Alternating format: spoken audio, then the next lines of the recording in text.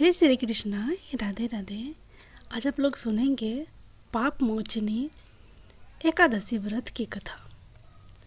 अर्जुन ने भगवान श्री कृष्ण से कहा, हे मधुसूदन, आपने फल्गुन मास के शुक्ल पक्ष की एकादशी अर्थात आम्ल की एकादशी के बारे में विस्तार पूर्वक बतलाया। चैत माह के कृष्ण पक्ष में आने वाली एकादशी का क्या नाम है तथा उसकी विधि क्या है, कृपया करके आप मेरी बढ़ती हुई जिज्ञासा को शांत करें। भगवान श्री कृष्ण ने कहा, हे अर्जुन, चैत मास के कृष्ण पक्ष की एकादशी को पाप मोचनी एकादशी के नाम से जाना जाता है। एक बार की बात है,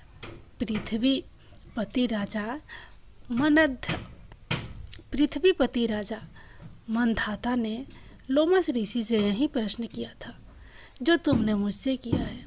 अतः जो कुछ भी ऋषि लोमस ने राजा मंधाता से बतलाया वही मैं तुमसे कह रहा हूँ। राजा ने धर्म के गुहत्म रहस्यों के ज्ञाता महर्षि लोमस से पूछा, हे ऋषि श्रेष्ठ, मनुष्य के पापों का मोचन किस प्रकार संभव है? कृपया कर कोई ऐसा सरल उपाय बताएं जिससे सभी को सहज ही पापों से छुटकारा मिल जाए। महर्षि लोमस ने कहा, हे निपति, चैत मास के कृष्ण पक्ष की एकादशी का नाम पाप मोचनी एकादशी है। उसके व्रत के प्रभाव से मनुष्यों के अनेक पाप नष्ट हो जाते हैं। मैं तुम्हें इस व्रत की कथा सुनाता हूँ, ध्यानपूर्वक श्रवण करो। प्राचीन समय में चैत रथ नामक एक वन था। उसमें अप्सराएं किन्नरों के साथ विहार किया करती थी। वहाँ सदैव वसंत का मौसम रहता था, अर्थात उस जगह सदा नाना प्रकार के पुष्प खिले रहते थे। कभी गंधर्व कन्याएं विहार किया करती थी, कभी देवेंद्र अन्य देवताओं के साथ क्रीड़ा किया करते थे। उसी वन में मेधावी नाम के एक ऋषि भी तपस्या में लीन रहते थे। वे शिव भक्त थे। एक दिन मंजू घोषा नामक एक अप्सरा ने उनको मोहित कर उनकी निकटता का लाभ उठाने की चेष्टा की। इसलिए वह कुछ दूरी पर बैठ बीना बजाकर मधुर स्वर में गाने लगी। उसी समय शिव भक्त महर्षि मेधावी को कामदेव भी जीतने का प्रयास करने लगे। कामदेव ने उस सुंदर अप्सरा के भ्रू का धनुष बनाया, कटाक्ष को उसकी प्रत्यंचा बनाई और उसके नेत्रों को मंजू घोषा अप्सरा का सेनापति बनाया। इस तरह कामदेव अपने शत्रु भक्त को जीतने को तैयार हुआ। उस समय महर्षि मेधावी भी युवा अवस्था में थे और काफ़ी हष्ट-पुष्ट थे। उन्होंने यज्ञोपवीत तथा दंड धारण कर रखा था। वे दूसरे कामदेव के समान प्रतीत हो रहे थे। उस मुनि को देखकर कामदेव के वश में हुई मंजू घोषा ने धीरे धीरे मधुर वाणी से वीणा पर गायन शुरू किया तो महर्षि मेधावी भी मंजू घोषा के मधुर गाने पर तथा उसके सौंदर्य पर मोहित हो गए। वह अप्सरा मेधावी मुनि को कामदेव से पीड़ित जानकर उनसे आलिंगन करने लगी। महर्षि मेधावी उसके सौंदर्य पर मोहित होकर शिव रहस्य को भूल गए और काम के वशीभूत होकर उसके साथ रमन करने लगे। काम के वशीभूत होने के कारण मुनि को उस समय दिन रात का कुछ भी ज्ञान न रहा और काफ़ी समय तक वे रमन करते रहे। तदुपरांत मंजू घोषा उस मुनि से बोली, हे ऋषिवर, अब मुझे बहुत समय हो गया है, अतः स्वर्ग जाने की आज्ञा दीजिए। अप्सरा की बात सुनकर ऋषि ने कहा, हे मोहिनी, संध्या को तो आई हो, प्रातःकाल होने पर चली जाना। ऋषि के ऐसे वचनों को सुनकर अप्सरा उनके साथ रमन करने लगी। इसी प्रकार दोनों ने साथ साथ बहुत समय बिताया। मंजू घोषा ने एक दिन ऋषि से कहा, हे विप्र, अब आप मुझे स्वर्ग जाने की आज्ञा दीजिए। मुनि ने इस बार भी वहीं कहा, हे रूपसी, अभी ज़्यादा समय व्यतीत नहीं हुआ है, कुछ समय और ठहरो। मुनि की बात सुन अप्सरा ने कहा, हे ऋषिवर, आपकी रात तो बहुत लंबी है। आप स्वयं ही सोचिए कि मुझे आपके पास आए कितना समय हो गया। अब और ज़्यादा समय तक ठहरना क्या उचित है? अप्सरा की बात सुन मुनि को समय का बोध हुआ और वह गंभीरतापूर्वक विचार करने लगे। जब उन्हें समय का ज्ञान हुआ कि उन्हें रमन करते 57 वर्ष व्यतीत हो चुके हैं, तो उस अप्सरा को वह काल का रूप समझने लगे। इतना ज़्यादा समय भोग विलास में व्यर्थ चला जाने पर उन्हें बड़ा क्रोध आया। अब वह भयंकर क्रोध में जलते हुए उस तप नाश करने वाली अप्सरा की तरह भिकुटी तान कर देखने लगे। क्रोध से उनके अधर कांपने लगे और इंद्रियां बेकाबू होने लगी। क्रोध से थरथराते स्वर में मुनि ने उस अप्सरा से कहा, मेरे तप को नष्ट करने वाली दुष्टा, तू महापापिनी और बहुत ही दुराचारणी है। तुझ पर धिक्कार है। अब तू मेरे श्राप से पिशाचनी बन जा। मुनि के क्रोध युक्त श्राप से वह अप्सरा पिशाचनी बन गई। यह देख वह व्यतीत होकर बोली, हे ऋषिवर, अब मुझ पर क्रोध त्याग कर प्रसन्न होइए और कृपया करके बताइए कि इस श्राप का निवारण किस प्रकार होगा। विद्वानों ने कहा है, साधुओं की संगत अच्छा फल देने वाली होती है और आपके साथ तो मेरे बहुत वर्ष व्यतीत हुए हैं, अतः अब आप मुझ पर प्रसन्न हो जाइए। अन्यथा लोग कहेंगे कि एक पुण्य आत्मा के साथ रहने पर मंजू घोषा को पिशाचनी बनना पड़ा। मंजू घोषा की बात सुनकर मुनि को अपने क्रोध पर अत्यंत गालिनी हुई, साथ ही अपनी अपकीर्ति का भय भी हुआ। अतः पिशाचनी बनी मंजू घोषा से मुनि ने कहा, तूने मेरा बड़ा बुरा किया है, किंतु फिर भी मैं तुझे इस श्राप से मुक्ति का उपाय बतलाता हूँ। चैत मास के कृष्ण पक्ष की जो एकादशी है, उसका नाम पाप मोचनी है। उस एकादशी का उपवास करने से तेरी पिशाचनी की देह से मुक्ति हो जाएगी। ऐसा कहकर मुनि ने उसको व्रत का सह विधान समझा दिया। फिर अपने पापों का प्रायश्चित करने के लिए वे अपने पिता चैवन ऋषि के पास गए।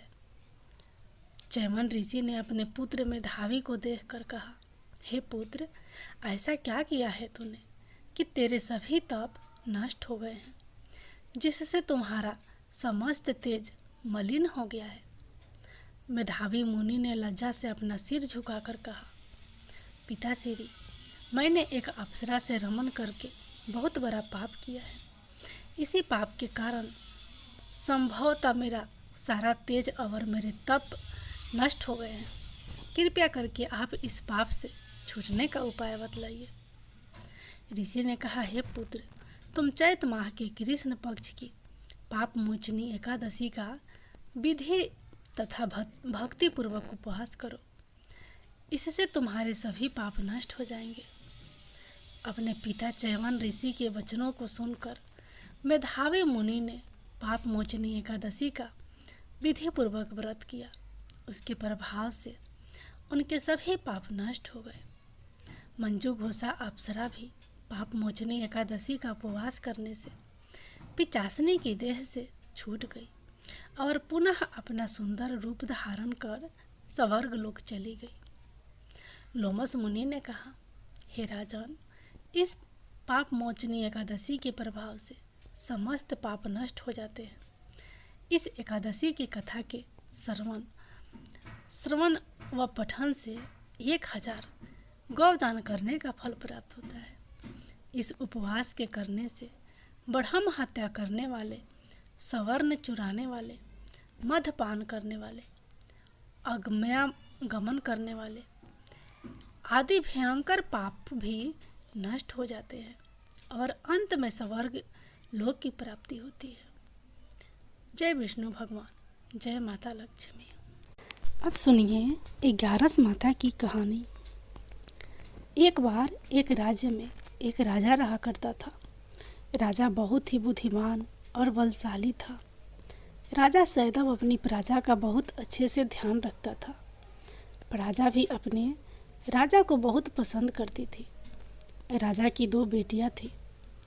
राजा अपनी दोनों बेटियों से बहुत प्रेम करता था। राजा की छोटी बेटी देखने में बहुत सुंदर और आकर्षण थी और राजा की बड़ी बेटी छोटी बेटी के मुकाबले थोड़ा कम सुंदर थी। राजा की छोटी बेटी 11 माता की पूजा करती थी और सभी लोग राजा की छोटी बेटी से बहुत प्रेम करते थे और बहुत प्रशंसा किया करते थे। राजा भी अपनी छोटी बेटी को बड़ी बेटी से अधिक प्रेम करता था, जिस कारण राजा की बड़ी बेटी को अपनी छोटी बहन से बहुत नफरत होने लगी थी। राजा की दोनों बेटियां जब बड़ी हो गई तब एक पड़ोस राज्य में रहने वाला राजकुमार राजा की बड़ी बेटी के लिए रिश्ता लेकर आया। लेकिन जैसे ही उस राजकुमार की नज़र राजा की छोटी बेटी पर पड़ी तो वह राजकुमार राजा की छोटी बेटी पर आकर्षण हो गया और उससे पहली नज़र में प्रेम कर बैठा। उस राजकुमार ने राजा की बड़ी बेटी के साथ विवाह करने से मना कर दिया और उसने राजा से कहा कि मैं आपकी छोटी बेटी से विवाह करना चाहता हूँ। जिसके बाद राजा की बड़ी बेटी यह देखकर अपनी छोटी बहन से बहुत क्रोधित हो गई और राजा की बड़ी बेटी ने अपनी छोटी बहन को अपना सबसे बड़ा दुश्मन मान लिया। राजा की बड़ी बेटी ने अपनी छोटी बहन से बदला लेने का निर्णय लिया, जिसके लिए उसने अपनी छोटी बहन को जान से मारने का प्लान बनाया। राजा की बड़ी बेटी ने अपनी छोटी बहन को मारने के लिए सबसे पहले एक लड्डू में जहर मिलाकर अपनी छोटी बहन को दे दिया और उसको लड्डू खाने के लिए कहा। लेकिन लड्डू खाने के बाद भी छोटी बहन को कुछ नहीं हुआ। बड़ी बहन यह देखकर बहुत आश्चर्यचकित हो गई, लेकिन बड़ी बहन ने हार नहीं मानी और उसने जब रात में छोटी बहन अपने कमरे में सो रही थी तब एक मटके में सांप रखकर उसके कमरे में छोड़ दिया। लेकिन सांप भी छोटी बहन का कुछ नहीं कर पाया। जिसके बाद बड़ी बहन ने अपनी छोटी बहन से कहा कि चलो हम लोग कुएं से पानी भर कर लाते हैं। जिसके लिए वह अपनी छोटी बहन को पानी भरने के बहाने कुएं के पास ले गई और उसने अपनी छोटी बहन को कुएं में धक्का दे दिया। लेकिन छोटी बहन को तब भी कुछ नहीं हुआ, क्योंकि हर बार 11 माता उसकी रक्षा कर रही थी और उधर बड़ी बहन अपने सारे प्रयासों के बाद असफल हो रही थी, जिससे वह बहुत क्रोधित होती जा रही थी। फिर उसने अपनी छोटी बहन के पास जाकर उससे खुद ही पूछा कि मेरी छोटी बहन, तुमको पता है भगवान ने सबकी मृत्यु एक निश्चित समय पर लिखी हुई है और कैसे तुम्हारी मृत्यु होगी, क्या यह तुम जानती हो? तब छोटी बहन ने अपनी बड़ी बहन को बताया कि हाँ, मैं तो जानती हूँ मेरी मृत्यु कैसी होगी। छोटी बहन से यह सुनकर बड़ी बहन मन ही मन बहुत प्रसन्न होने लगी और उसने अपनी छोटी बहन से कहा कि तो मुझे अपनी मृत्यु का राज बताओ। छोटी बहन ने अपनी बड़ी बहन से कहा कि मेरी मृत्यु तो एक तोते में है। जो तोते के गले में एक हार है, उससे मेरी मृत्यु होगी। जब तक कोई भी व्यक्ति तोते को मारकर वह हार अपने गले में पहनेगा तो मैं मूर्छित हो जाऊंगी, और जैसे ही उस हार को अपने गले से उतारेगा तो मैं वापस से जीवित हो जाऊंगी। अपनी छोटी बहन की मृत्यु का राज जानकर बड़ी बहन बहुत खुश हो गई, और उसने अपनी छोटी बहन को मारने के लिए उसके पालतू तोते को ढूंढना शुरू कर दिया। और छोटी बहन को इस बात का आभास हो गया था कि कोई उसकी जान लेना चाहता है, जिसके लिए वह अपने पिताजी के पास गई और उसने अपने पिताजी से कहा कि पिताजी, मेरी मृत्यु के बाद आप मुझे जलाइएगा मत, बल्कि आप मुझे अपनी पुरानी वाली हवेली में एक पलंग में लिटाकर छोड़ दीजिएगा। अपनी छोटी लड़की की यह बात सुनकर राजा बहुत आश्चर्यचकित हो गए। राजा ने अपनी छोटी बेटी से पूछा, बेटी, तुम ये क्या कह रही हो? तब राजा की छोटी बेटी ने बताया, पिताजी, समय किसी के लिए नहीं रुका है, कब क्या हो जाए किसी को कुछ पता नहीं है। और फिर राजा ने अपनी छोटी बेटी से कहा कि तुम ऐसी बातें क्यों कर रही हो? 2-3 दिन में तो तुम्हारा विवाह है। लेकिन छोटी बेटी ने अपने पिताजी को ऐसा करने पर मजबूर कर दिया और उनसे वचन ले लिया। राजा ने भी अपनी छोटी बेटी की बात स्वीकार कर ली। और 2-3 दिनों के बाद जब शादी का समय आया तब राजकुमार बारात लेकर राजा के घर आया, और राजकुमार और राजा की छोटी बेटी का विवाह शुरू हो गया। जैसे ही राजा की छोटी बेटी राजकुमार के साथ फेरे लेना शुरू करती है तो उसकी बड़ी बहन अपनी छोटी बहन के कमरे में जाकर उसके तोते को पकड़ लेती है और उसको जान से मार देती है। तोते की गले में जो हार था उसको अपने गले में धारण कर लेती है। जैसे ही बड़ी बहन उस हार को अपने गले में धारण करती है तो उधर छोटी बहन 3.5 ही फेरे ले पाती है और वहीं पर बेहोश होकर गिर जाती है। जिसके बाद राजा ने बड़े बड़े दर्द हाकिमों को बुलवाया और अपनी छोटी बेटी का इलाज करने के लिए कहा। राजा की बात सुनकर वैद्य ने छोटी बेटी को जब चेक किया तो राजा को बताया कि आपकी छोटी बेटी ना तो जीवित है और ना ही मरी हुई है। यह मैं ऐसा पहली बार देख रहा हूँ। राजा ने वैद्य और हाकिम को यह बात बाहर बताने से मना कर दिया और उनको कहा कि अगर तुमने यह बात किसी को बाहर बताई तो हम तुम्हें फांसी दे देंगे। राजा ने अपनी छोटी बेटी को पुराने महल में जाकर एक पलंग में लेटा दिया और वहाँ पर कुछ सैनिक को तैनात कर दिया। वापस अपने महल पर आ गया। राजा की बड़ी बेटी अपने पिताजी के पास आई और कहने लगी कि पिताजी, अगर यह शादी संपन्न नहीं हुई तो आपकी इज्जत का क्या होगा? आप कहे तो मैं आपकी इज्जत बचाने के लिए राजकुमार से शादी करने के लिए तैयार हूँ। जिसके बाद राजा ने अपने बड़ी बेटी की बात मान ली और राजा ने बड़ी बेटी को छोटी बेटी के कपड़े पहनाकर मंडप पर भेज दिया। लेकिन राजकुमार यह जान गया कि यह राजा की छोटी बेटी नहीं है, बल्कि यह राजा की बड़ी बेटी है। लेकिन जब राजकुमार ने शादी करने से मना किया तो सभी लोगों ने राजा को विवश करके राजा की बड़ी बेटी से बचे हुए फेरों का संपन्न करा दिया और विवाह करवा दिया। जिसके बाद राजकुमार राजा की बड़ी बेटी को अपने महल में ले गया। राजकुमार राजा की बड़ी बेटी से ना तो बात करता था, ना ही उसको पसंद करता था और ना ही उसके आसपास भटकता था। और राजकुमार ने यह फैसला लिया था कि वह अपनी प्रेमिका को ढूंढ कर रहेगा और यह जानकर रहेगा कि उसके साथ आखिर हुआ क्या था। एक दिन राजकुमार अपने घोड़े पर सवार होकर राजा के पुराने महल के पास पहुंच गया, जहां पर उसने कुछ सैनिकों को देखा। महल के पास पहुंचकर राजकुमार ने जब महल को ध्यान से देखा तो वह समझ गया कि यह तो हमारे ससुर जी का महल है। तब राजकुमार ने सैनिकों से पूछा, तुम लोग यहाँ पर क्या कर रहे हो और इस महल के अंदर उस पलंग में कौन लेटा है? जिसके बाद सैनिकों ने बताया कि यहाँ पर राजा की छोटी बेटी लेटी है। यह सुनकर राजकुमार बहुत खुश हो गया और वह तुरंत अपनी प्रेमिका के पास पहुँच गया और उसकी सेवा करने लगा। जैसे ही रात हुई तो राजा की छोटी बेटी उठकर खड़ी हो गई। राजकुमार यह देखकर बहुत खुश हो गया और उसने अपनी प्रेमिका से पूछा कि तुम यहाँ क्या कर रही हो? तुम मेरे साथ मेरे घर चलो।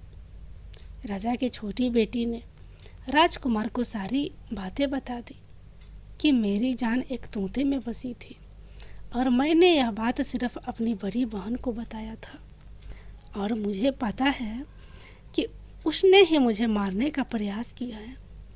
उसके पास एक हार है जिसको वह सुबह पहन लेती है और रात को उतार देती है। जब तक वह हार को पहनने ले रहती है तब तक मैं मूर्छित रहती हूँ और जैसे ही वह हार को उतार देती है तो मैं जीवित हो जाती हूँ और जब तक मेरी बड़ी बहन के पास वह हार है तब तक मैं ऐसे ही जीवित और मूर्छित होती रहूँगी। अगर मेरी बड़ी बहन के पास जो हार है वह मेरे हाथ में लग जाए तो मैं हमेशा के लिए जीवित हो जाऊंगी। राजकुमार यह बात सुनकर राजा की छोटी बेटी के पास रहने का निर्णय ले लिया और उसने अपने बचे हुए सारे फेरे उस पलंग में लेटी राजकुमार के छोटी बेटी के साथ ले लिए और अपना विवाह पूर्ण कर लिया और वहीं पर ही रहने लगा। देखते ही देखते कुछ समय में राजा की छोटी बेटी और राजकुमार की पत्नी पेट से हो गई। एक दिन राजकुमार को किसी काम से बाहर जाना पड़ा। तब छोटी बेटी के पेट में बहुत तेज से दर्द होने लगा, जिसके बाद उसने 11 माता का आह्वान किया। जिसके बाद वहाँ पर 11 माता प्रकट हुई और उन्होंने अपने भक्तों के दर्द को दूर किया और एक पुत्र की प्राप्ति करवाई। और वहीं पर अचानक से राजकुमार भी आ गया। राजकुमार ने 11 माता को देखा तो वह आश्चर्यचकित हो गया और उसने तुरंत माता को प्रणाम किया और 11 माता ने राजकुमार से कहा कि जब तुम्हारा पुत्र 5 वर्ष का हो जाए तो तुम अपनी पत्नी का हार लाकर इसके गले में डाल देना। देखते ही देखते राजकुमार और राजा की छोटी बेटी का पुत्र 5 वर्ष का हो जाता है। तो राजकुमार अपने बेटे से कहता है कि बेटा, मैं कुछ काम से बाहर जा रहा हूँ, तुम अपनी माता का ध्यान रखना। और वहाँ से चला जाता है। राजा को बाहर निकलता देख बड़ी बहन के सैनिक देख लेते हैं और बड़ी बहन को जाकर सारी बातें बता देते हैं। जिसके बाद बड़ी बहन अपनी छोटी बहन के पुत्र को वहाँ से उठवा लेती है और उसको मरवा देती है। छोटी बेटी के पुत्र के 2 टुकड़े करवा देती है। पहला टुकड़ा चक्की के पास छुपा देती है और दूसरा टुकड़ा अपनी पलंग के नीचे रख लेती है। अब 11 माता भिखारी का रूप लेकर आती हैं। एक भिखारी का रूप रखकर बड़ी बहन के पास चली जाती हैं। जिसके बाद वहाँ पर भिक्षा मांगने लगती हैं। बड़ी बहन अपने नौकरों से कहती है कि जाकर भिक्षा दे दो, लेकिन जैसे ही नौकर 11 माता को भिक्षा देने के लिए आते हैं तो माता उन्हें मना कर देती है और कहते हैं कि मैं तुम्हारी महारानी से ही भिक्षा लूँगी। जिसके बाद बड़ी बहन स्वयं ही भिक्षा देने के लिए माता के पास आती है। तब माता एक बिल्ली का रूप लेकर उसके कमरे में चली जाती हैं और वहाँ पर छोटी बेटी के पुत्र के 2 टुकड़े को आपस में जोड़ देती हैं और उसे जीवित कर देती हैं। उसे वहाँ से ले जाती हैं। राजकुमार अपने बेटे को लेकर अपनी पत्नी के पास जाता है और उसे कहता है कि तुम इसका ध्यान रखना। अगर तुम इस बच्चे को अच्छे से ध्यान रखोगी तो मैं तुमसे बात करूँगा। एक दिन राजकुमार अपने बच्चे से कहता है कि तुम मम्मी से उनके गले का हार मांग लो जिसके बाद राजकुमार का लड़का अपनी मम्मी के पास जाता है और कहता है कि मम्मी, मुझे तुम्हारा हार चाहिए जो तुमने गले में पहन रखा है।